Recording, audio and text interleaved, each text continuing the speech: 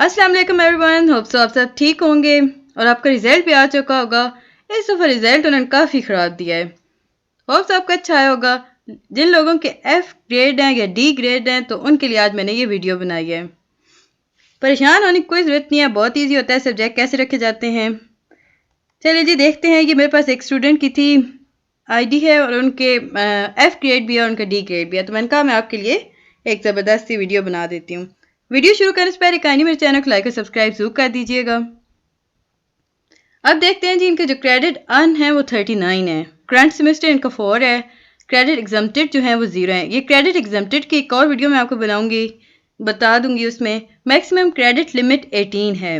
याद रखें, ये जो मैक्सिमम क्रेडिट लिमिट्स होती है ये 18 आवर्स होते हैं। ये जो हमें क्रेडिट आवर्स दिए जाते हैं ना, यहाँ पर इन्हें हम प्लस करें तो हमारे पास 18 आने चाहिए। बट ये नेसेसरी नहीं होता कि आप 18 ही रखें, आप 15 भी रख सकते हैं, आप इसे कम भी रख सकते हैं, बट बेहतर है कि आप 18 रख लें, वरना इशू नहीं होता। ये जो स्टूडेंट है ना, इनके पीछे भी 18 था और इन्होंने एक सब्जेक्ट छोड़ के 16 के 15 में ख्याल में उन्होंने रखे थे। अच्छा, अब आगे चलते हैं जी। ये इनका एफ ग्रेड का है सब्जेक्ट, जिनका एफ आया वो परेशान ना हो कि सब्जेक्ट कैसे रखते हैं। अब हम एफ ग्रेड वाले सब्जेक्ट के भी क्रेडिट को प्लस करते हैं। इनका है CS601 डेटा कम्युनिकेशन का सब्जेक्ट है, यहाँ इनकी सप्ली है। अब हम जब यहाँ पे एक्शन में आके प्रेस करेंगे, जिनके पास मोबाइल है वो भी सारा एक ही जैसा होता है, इस तरह करेंगे। देखें ये ग्रीन हो गया, सिलेक्ट हो गया।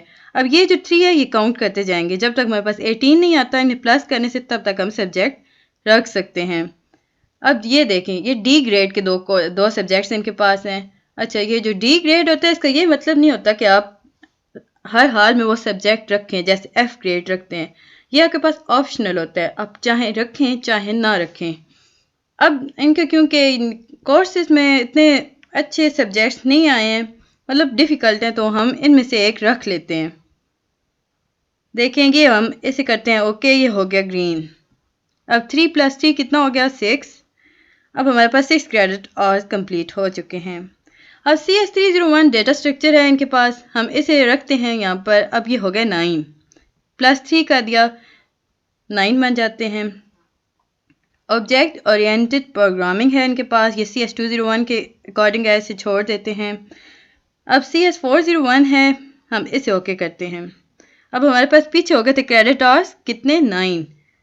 अच्छा, एक और चीज़, आप लोग जो पूछते हैं ना सेमेस्टर के, मतलब 3rd सेमेस्टर वाले 4th सेमेस्टर वाले रख सकते हैं, आप रख सकते हैं सब कुछ, जैसे आपकी मर्जी है आप कर सकते हैं। सो परेशान होने की ज़रूरत कोई नहीं होती। अब 9 के बाद हम उसमें 3 प्लस करेंगे, 10, 11 और 12 हो जाएंगे हमारे पास।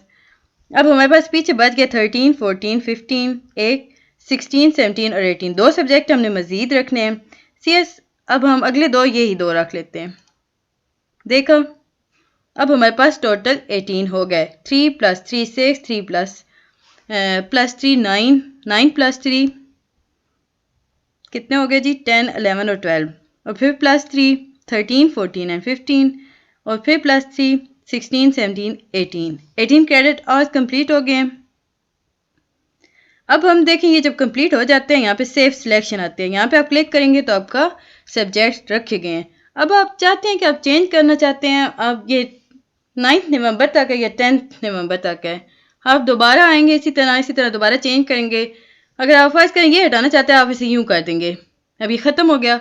अब आप इसकी जगह ये सब्जेक्ट रखना चाहते हैं तो ये करके दोबारा सेव कर सकते हैं। बट इनका अब मैं सेव नहीं करूँगी क्योंकि इन्होंने अप्लाई कर रखा है रीचेकिंग के लिए। रिजल्ट देखें, आपको पता है काफ़ी ख़राब आया है।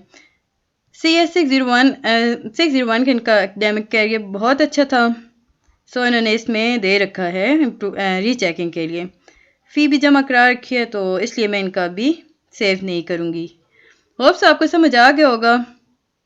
कोई चीज़ अगर मुश्किल लग रही है तो कमेंट करके पूछ लीजिएगा। मेरी वीडियो को लाइक और शेयर ज़रूर कीजिएगा। चलिए जी, मिलते हैं नेक्स्ट वीडियो तक। अल्लाह हाफिज़।